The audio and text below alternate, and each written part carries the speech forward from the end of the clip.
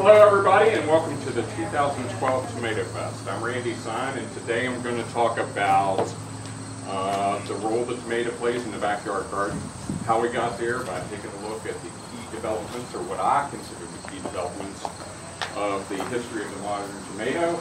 And to understand the modern tomato, we got to take a little bit of a look at what happened before that, so it's going to be a real quick overview of the origins of the tomato. The tomato is America's most popular backyard garden vegetable. Notice I use the word vegetable. Someone out there is probably thinking to themselves, hey, hold it. Technically, botanically, the tomato is a fruit, a berry. And you know what? That's exactly correct. That's what it is. But we use it as a vegetable. And it just so happens that the Supreme Court agrees with that.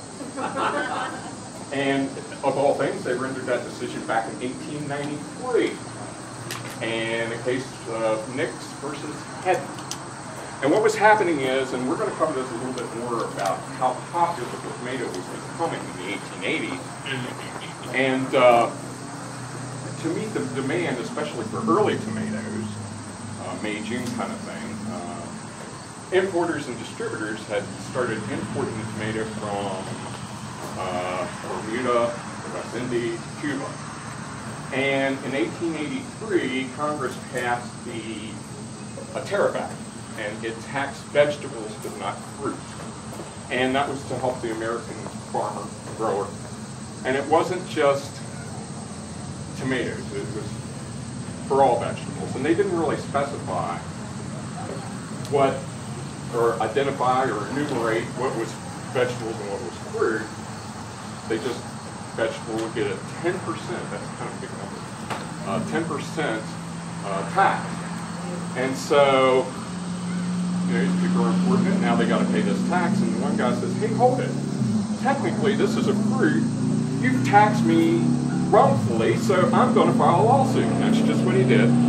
It went to these, through the courts. It eventually got to the Supreme Court. And Justice Horace Gray rendered a decision. And it's kind of lengthy, so I'm just going to paraphrase it. Basically what he said is the tomato is consumed as part of the main course, like a vegetable, whereas a fruit is consumed as dessert. So it is used as a vegetable. Yes, we recognize that technically it is a fruit, but pay the tax. And so that's basically what happened here. So back to the tomato being the most popular backyard garden vegetable. The American Horticultural Society says that 93% of all backyard gardens have tomato plants. That's pretty good. Unrightly so. The Food Network guy, Alton Brown, who I like his research, says that the average American consumes about 17 pounds of tomatoes a year, making that the second most popular vegetable behind the potato. 3/4 of that is in processed form. Soups, sauces, ketchup, that kind of stuff, leaving 1/4%. And that quarter is fresh market consumption.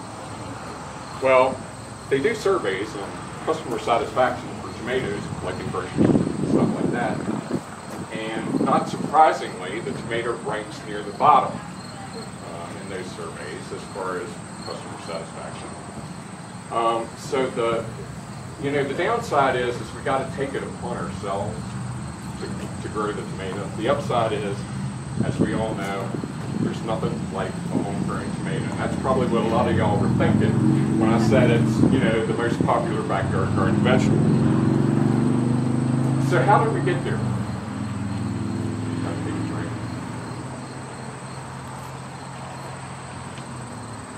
The story of the modern tomato begins with Lincoln. And I'm not talking about the Livingston guy that was lost out in the jungles of Africa that had to be found by that Stanley guy. I'm talking about the seedsman from Ohio who created the first modern tomato, the Paragon, and it was released in 1870. So before we take a look at that, we kind of got to look at what was going on before that. And we're going to do what I talked about with the origins of the tomato. And this Russian scientist named Vavilov surmised that wherever you find the greatest concentration of a species growing wild, that's most probably the place of origin. And so if you follow that paradigm, which they did, you'll find it originated in modern-day Peru. Of course, you know how they got these debates going on, you know, one guy knows more than the other, and no, it extended up to Ecuador and Colombia and Bolivia. Suffice it to say, in the northwest central region of South America, along the Andes, that's where the tomato originated. The original ancestor, the tomatoes we grow today, is the tomato. It moved north, was domesticated by the natives. Some people, again, believe the historian of your choice. Some people say it was the Aztecs or the Mayans. But whoever did it, it was there and available for when Europeans came from the old country. And again, this is only recent. They credit Columbus these days with taking it back to Spain.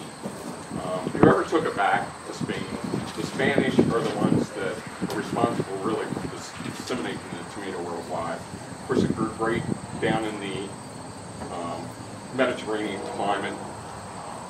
But as the tomato moved north, they started thinking that it was poisonous because it's part of the nightshade family, which contains detonately nightshade.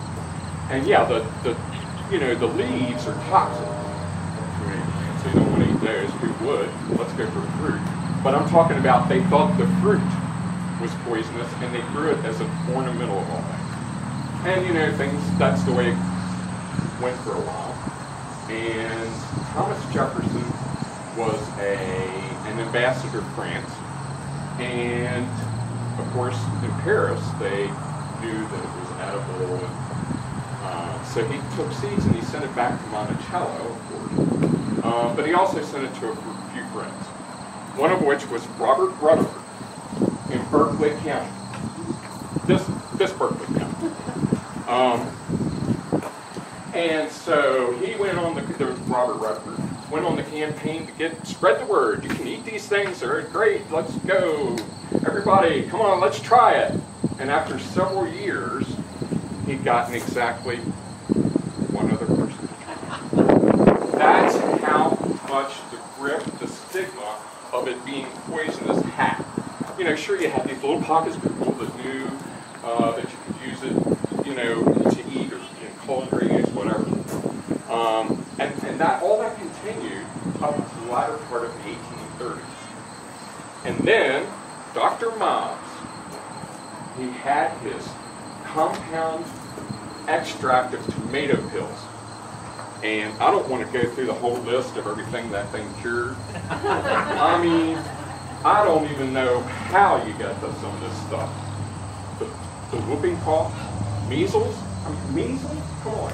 But anyhow, people realized, hey, hold it, if I'm taking these pills, it's got tomato extract in it, that thing can't be poisonous, I can eat it. And so it started slowly gathering momentum and popularity, and that continued, and up into the Civil War, about that time they had maybe a couple of varieties. Now you would think that the Civil War would have a negative impact on the growth of the tomato. Just the opposite is true. And that's because of the high acidic content. It made it a great canning choice. And some people say that they fed the Union Army on canned tomatoes. So it really, really took off. And of course, at this time, like I say, there were a couple dozen varieties, and if you go back and look, they described them as being rough. And what they meant by that was, she's got some over there, I have a picture here, it's a lovely old print. that Angie made for me. And you can see how they're ribbed or lobed as different, words that we use in modern time to describe it. And it had a big old core, and they weren't solid. They were like semi-hollow when you cut into them. And so a lot of different people were trying